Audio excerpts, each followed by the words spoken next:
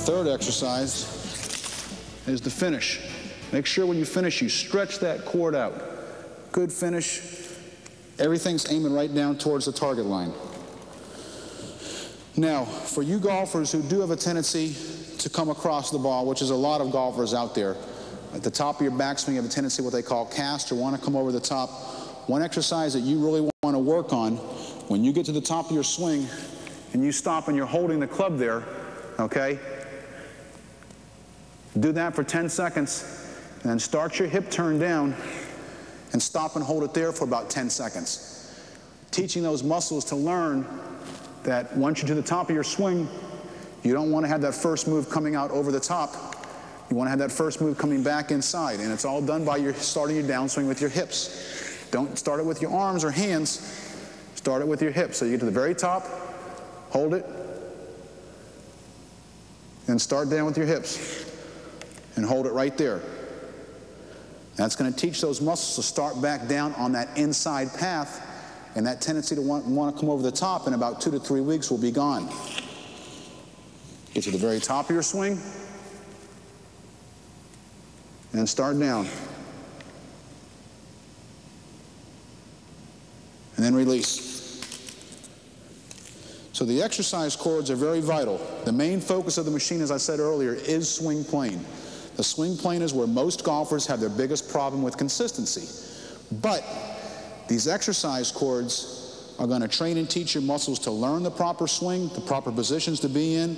They're going to force you to get your body involved properly, where you're getting proper leg shift and a proper leg drive through impact point. You're getting a proper hip and shoulder turn to get that proper extension on your backswing to create a little more club head speed and get that proper finish through and your weight back to your left foot. So they're forcing proper weight shift in the lower body. They're forcing a proper hip and shoulder turn in the upper body, and they're training and teaching your muscles to learn that swing. Now, when you're not using the exercise cords, on occasion, I do advocate individuals to try to hit a golf ball from this machine. Now, the main focus of this machine is not to hit golf balls from it, but so many of you amateur golfers have a tendency to take a beautiful practice swing when you're on the tee, but as soon as a ball is put down in front of you, everything changes.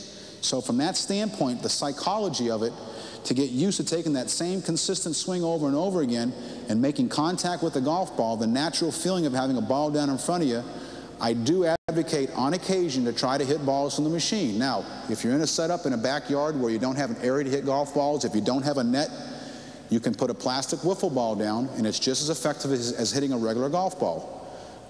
Don't worry about the flight pattern of the ball. Just get used to taking that same consistent swing over and over again and making contact with the golf ball. And by doing that, when you get on the golf course and that golf ball is put down in front of you, that reflex motion will take over and that swing will become automatic every time without thinking about it.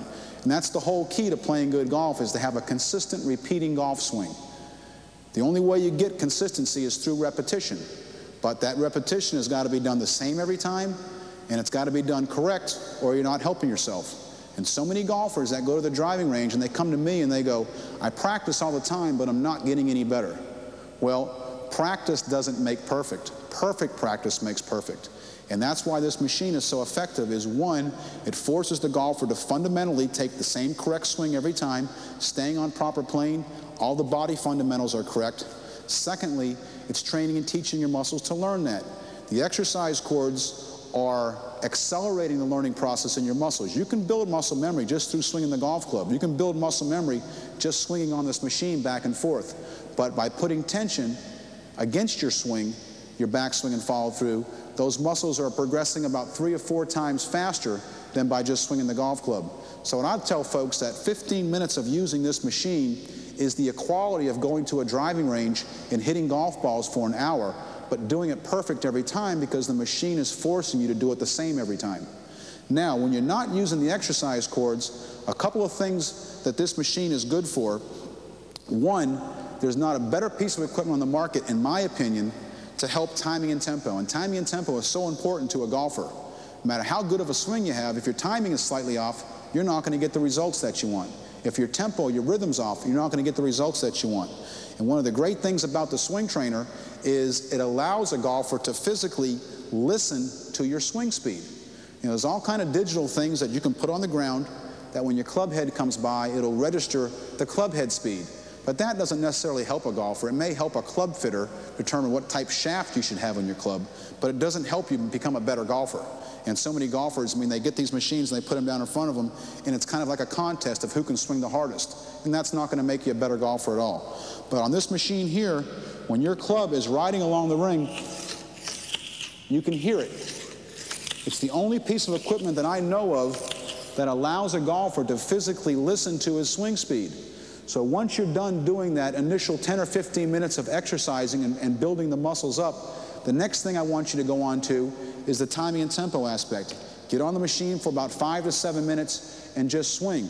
First off, just back and forth. Hear your backswing. Hear yourself accelerate down through impact point.